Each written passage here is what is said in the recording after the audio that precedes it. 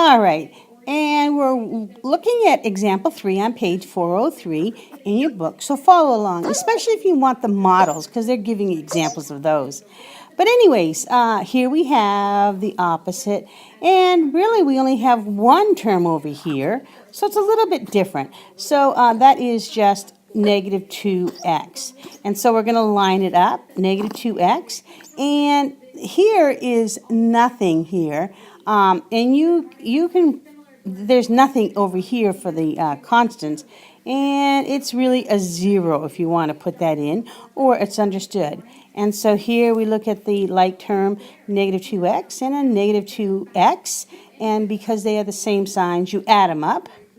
You get 4x, and add the sign, and bring down the negative 4, because negative 4 minus 0 is still negative 4. Okay, and look in the models again on page 403 if you need some. It's actually 405. Sorry about that. Thank you. Bye-bye.